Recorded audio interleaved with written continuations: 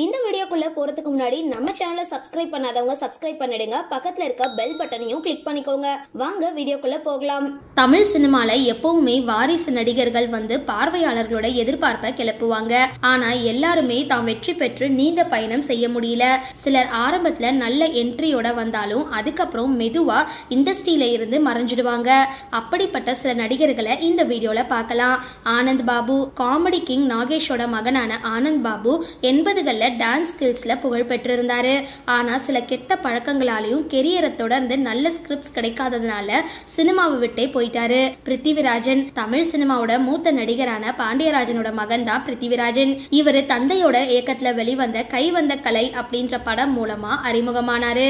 ஆனாலும் தற்பொழுது வரைக்கும் சினிமா துறையில தன்னோட தந்தை மாதிரி தனி ஒரு அந்தஸ்தை பிடிக்க முடியாம இருக்காரு. ஆனாலும் முயற்சி செஞ்சுட்டு வராரு. சக்தி வாசு. தமிழ் சினிமால தவிர்க்க முடியாத இயக்குனரான பி வாசுவோட மகன் சக்தி வாசுதேவன். இவர் தன்னோட தந்தை இயக்கத்துல குழந்தை நட்சத்திரமா நடிக்க தொடங்கி இருந்தாரு.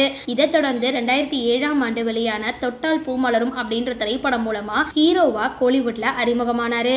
ஆனாலும் இன்னைக்கு வரைக்கும் சக்தி சொல்லிக் கொள்ற வகையில சினிமா துறையில எந்த ஒரு பெரிய வாய்ப்பும் இல்லாம இருக்காரு. பூபதி. கோலிவுட்டோட பழம்பெரும் நடிகையான மனோரமாவோட மகன் தான் பூபதி. மேலும் மனோரமா பூபதிய நடிகனாக்க பல்வேறு முயற்சிகளை மேற்கொண்டிருந்தாங்க. இவ்வளவு ஏன் சொந்த தயாரிப்புல விசுவோட இயக்கத்துல ஒரு படத்தை கூட மகனை ஹீரோவா வச்சு தயாரிச்சிருந்தாங்க.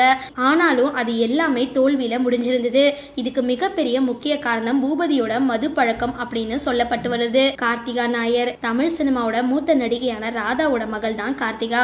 இவங்களோட நடிப்புல வெளியான முதல் படமே செம ஹிட் ஆனதுனால கார்த்திகா மேல இருந்த பெரிய எதிர்பார்ப்பு ஏற்பட்டது.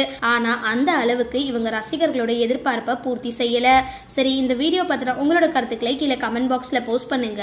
வீடியோ பிடிச்சிருந்தா லைக் பண்ணுங்க, ஷேர் பண்ணுங்க, மறக்காம டிபி காபி சேனலை சப்ஸ்கிரைப் பண்ணுங்க.